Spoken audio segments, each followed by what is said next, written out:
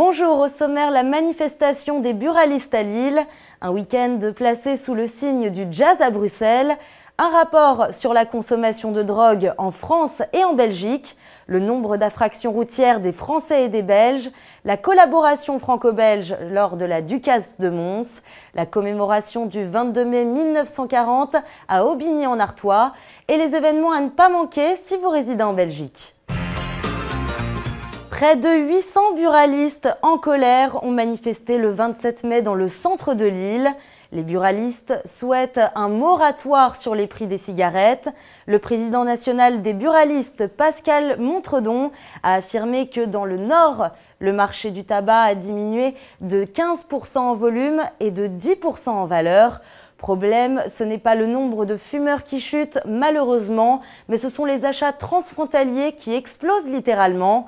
Un quart du tabac fumé par les Lillois provient de la Belgique ou de la contrebande.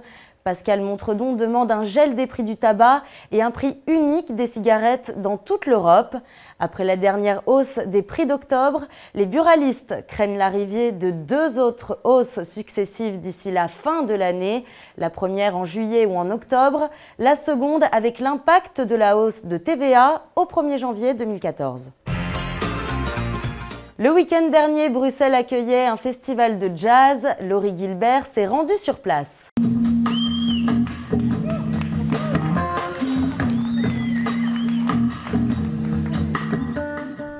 C'est le jazz qui s'est invité à Bruxelles du 24 au 26 mai dernier. Le célèbre Bruxelles Jazz Marathon, qui en est à sa 18e édition, a fait vibrer la capitale belge le temps d'un week-end. Au total, plus de 200 concerts, live et gratuits, ont été donnés par des groupes principalement venus d'Europe. La journée, quelques-uns des plus beaux lieux de la ville ont accueilli les concerts en plein air. Et à la tombée du jour, les bars ont pris le relais.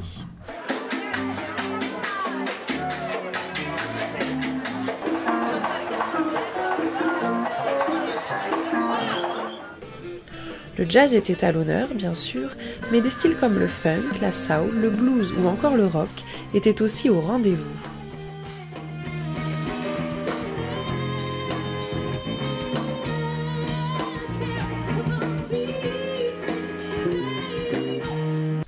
Même les plus petits ont pu apprécier l'événement avec le mini-marathon et les spectacles qui leur étaient destinés.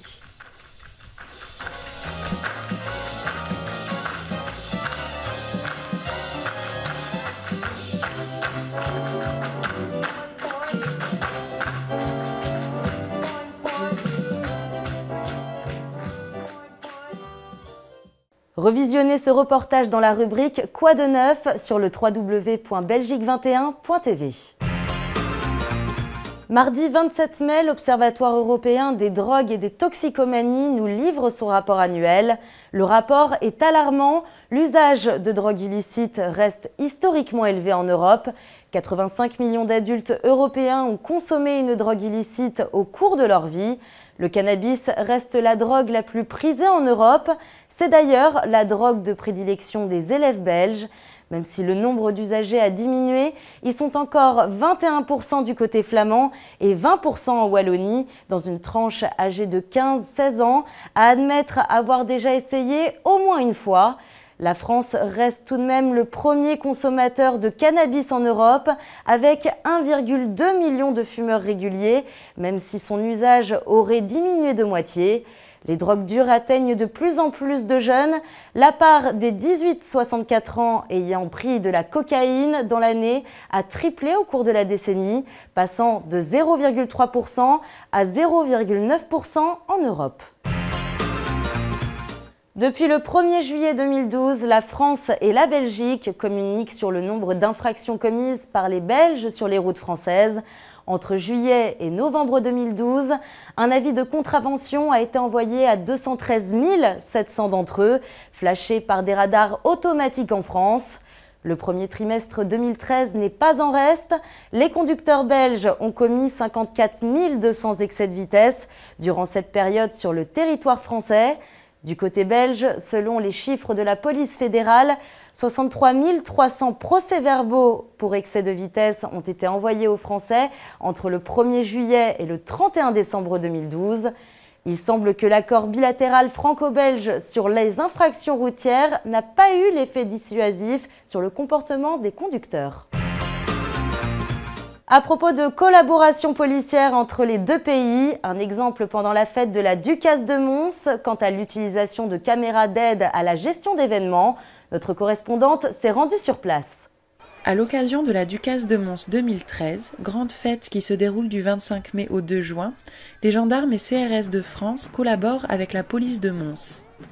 Les représentants de l'ordre français sont venus aider la police belge à l'utilisation de caméras d'aide à la gestion d'événements. Nous sommes essentiellement là pour un support technique avec un appui vidéo par la mise à disposition de 7 caméras mobiles, montables, démontables et avec une retransmission d'images directement au niveau des PC opérationnels, tant au gouvernement qu'au niveau de la zone police, pour une réaction le plus rapide possible des effectifs de police et la gestion des mouvements de foule éventuels ou tout problème qui pourrait se poser. En mars dernier, le ministre de l'Intérieur français et son homologue belge signaient un nouvel accord de coopération transfrontalière.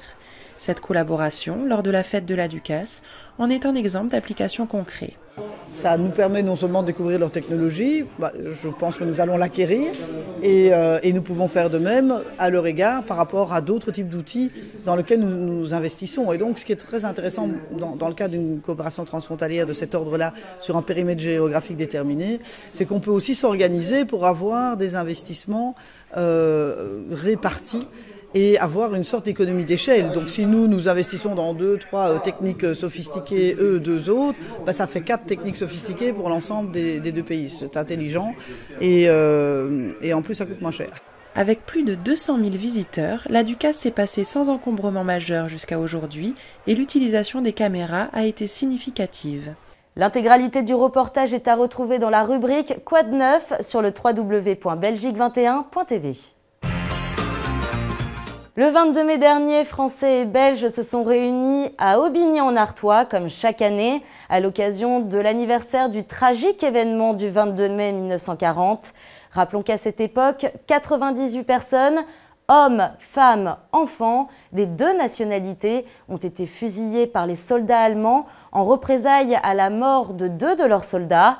La délégation belge a été accueillie par Jean-Michel Desailly, conseiller général du canton d'Aubigny-en-Artois, et les membres de son conseil municipal.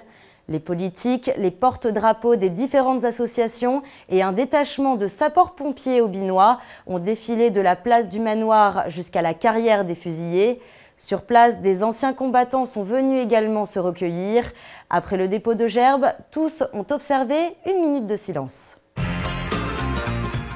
Et les rendez-vous à ne pas manquer si vous êtes francophone et que vous résidez en Belgique. Dans les cinémas près de chez vous, ne ratez pas le film franco-suédois Rendez-vous à Kiruna, réalisé par Anne Novillon, avec entre autres Jean-Pierre Daroussin et Anastasios Soulis. Ernest reçoit un jour un appel de la police suédoise qui lui demande de venir jusqu'à Kiruna, en Laponie. Il doit y reconnaître le corps d'un étranger, celui de son fils qu'il n'a jamais connu. Tous les horaires sont à retrouver sur le www.cinebel.be. Du 31 mai au 14 juin 2013, à l'African Art Gallery de Bruxelles, a lieu l'exposition Christian Charvet. Venez découvrir les œuvres de cet artiste peintre et sculpteur. Plus d'informations sur son site internet www.christiancharvet.com. Jusqu'au 16 juin 2013, au Théâtre de la Flûte Enchantée à Bruxelles, vous pourrez assister à l'adaptation belge de la pièce de l'actrice française Josiane Balasco, La nuit sera chaude. Toutes les informations sont à retrouver sur le www.laflûteenchantée.be. À la semaine prochaine.